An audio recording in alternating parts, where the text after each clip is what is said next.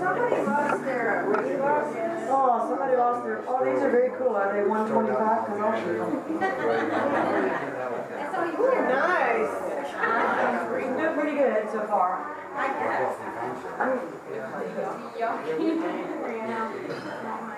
Nobody can see them to see them.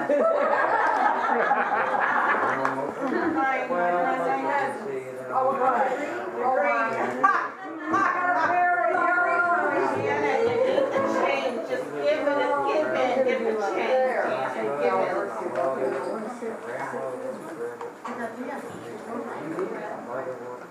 Somebody took Will. Probably wore him out.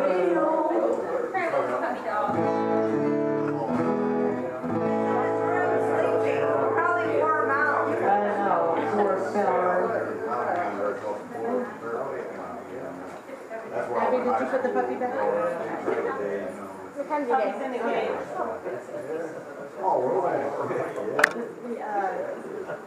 Watch this. Where's my water? What? What? What happened there? Be careful. This is okay. Well, Very nice. there he is.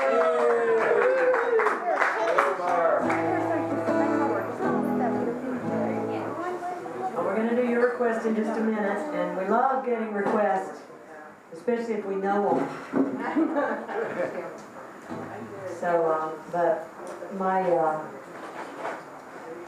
favorite saint, now that I did that college degree thing, I'm teaching at a university, and I teach songwriting, composition, and theology, of all things.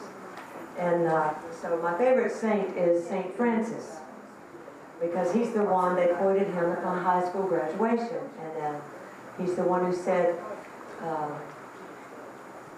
Lord, make me an instrument of thy peace, and where there is hatred, let me show love, and where there is injury, pardon. And that stayed with me from that graduation. And so later when I found out who said it, and he also loved all the little animals, even the alligators, and he was a little crazy. He went running out naked in the snow, and his father disowned him and stuff like that. But we love St. Francis, and it can happen, yeah, to anybody, really. But I had this sweet little grandmother on my mother's side. Her name's Irene, and I love to tell the story because she reminds me of St. Francis. Or just my perception. I really wasn't around her all that much, but she was married for 60 years to my grandfather, who was not maybe the nicest sort of person. And so there was a lot that she went through, but she, I remember hearing her talking about how important she felt it was to stick by him. And, I've been divorced 3 times, so I didn't really understand this concept. Like, you know, if he's treating you like that, I would be getting out of there. But to her, she was doing the right thing, you know, and I admired her. I saw it as courage. I didn't see it as weakness. And so she stayed married to him for 60 years, and he died, and 6 months later she married Uncle Brown, which I thought was very interesting. And my mother calls him Uncle Daddy. And I got to sing at the wedding, and so I had to write them a special song. That was all there was to it. You just couldn't find a lot of songs to fit that occasion. So she was about 75 years old, and he was an older man. So I'm standing out here in the front, and I'm going to sing this special song that I've written, and she's my mama, you know, and I just thought she was so sweet. She looked so beautiful. And Uncle Brown was in a walker by then, and they set him kind of on the front row there, and when it was time for them to say the nuptials, she walked up and they stood him up in front of her, and I was standing where I could see it, so she was holding his hand, and it was kind of doing this, you know, she's gonna and I have a wicked sense of humor, but I controlled it. I sang my song, and when she said I do, she's a very meek person, very meek. And do you take Brown to be your lawfully wedded husband? I do. But when they asked him, he said, "Oh, I do, I really do." And he was, I still don't know who Uncle Brown is exactly. Maybe Dad can explain it to me later. But we don't know who Uncle Brown. But it was by marriage, so, you know, it was, apparently it was my grandfather's sister's husband, so some sort of thing like that. And sang at the wedding, and she was just glowing. It was the first time I think I ever remember seeing her smile. She was always very sad. And a year and a half after they got married, my grandmother was given a prescription and not told to take potassium with it, and she had a heart attack and died. And I was asked to sing at the funeral. And I couldn't even get a song out for that, but when Uncle Brown came in to that service, he was in a wheelchair. And as they wheeled him in, he was shouting at the top of his lungs.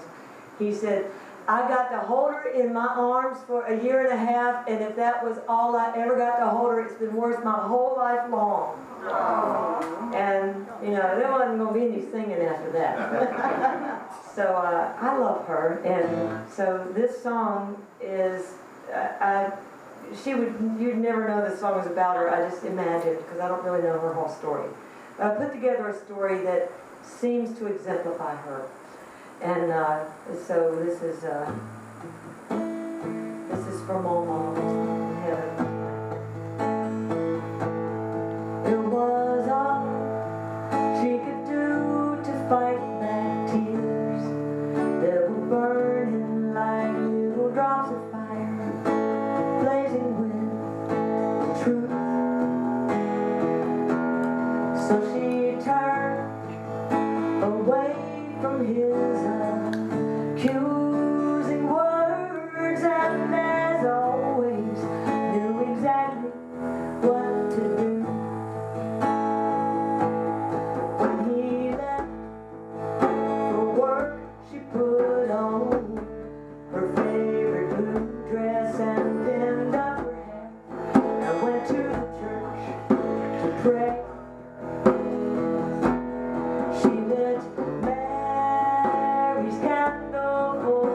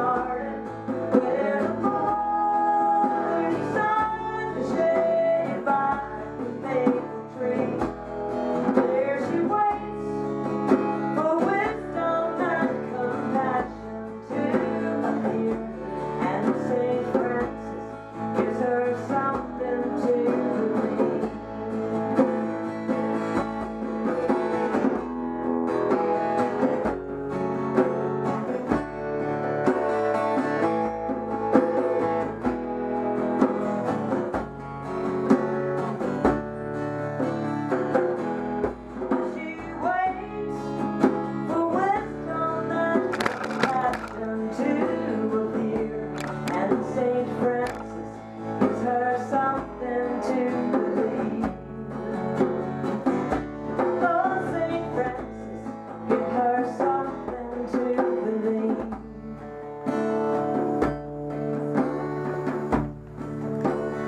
Something to believe.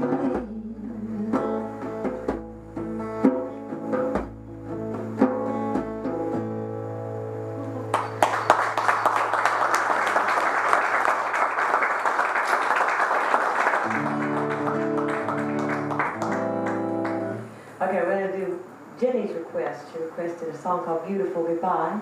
This was my first song that went #1 on CMT, so that was fun. And I love to tell the story about, I wrote this about a guy that I was dating in between husbands. It's been a long life. And we had such a good time. But I just knew that it just wasn't the right thing. He was a little wild and crazy, and I had 2 little girls at home, and I just could see my future of supporting my husband in that scenario somehow, having a lot of fun, but supporting him. And so I just thought, maybe we better not do this. So I broke up while it was good, and then I wrote a poetic song about it, and then the song became a hit. And then I ran into him at a thing, and I said, "Hey, it's so good to see you again. I wrote the song about us, and it's a hit." And he said, "Great." And so he was not nearly as proud of me as I was. But it really is a great story, and this is called Beautiful Goodbye. And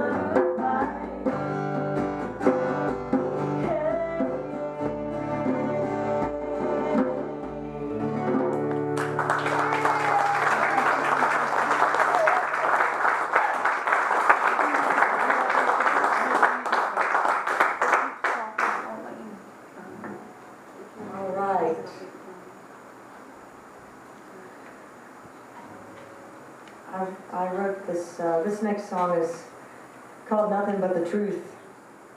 And when I wrote it because my heart was so broken, and I wouldn't even sing it for a while.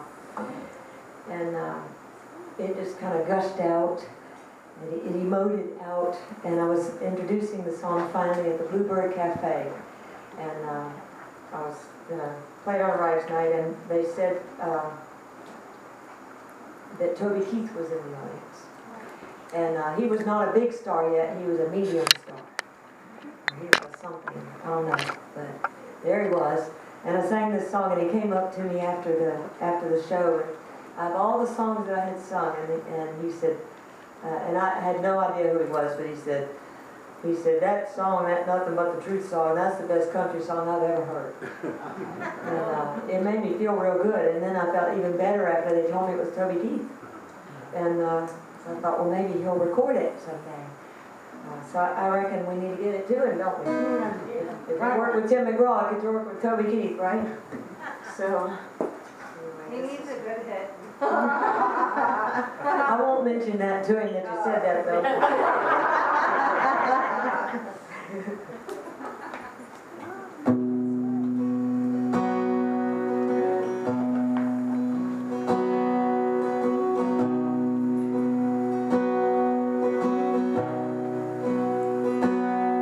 Turned off the front porch light I always left burning, 'cause you ain't coming home. No, you ain't coming home. And I quit making coffee for 2 every morning, 'cause I wake up alone. I wake up alone. I cleaned out my closet, threw things away that reminded me of you, day after day. I'll get over you, I know that I will. First I have to cry just a few more tears and wash you away. It can't be that hard, yes it is.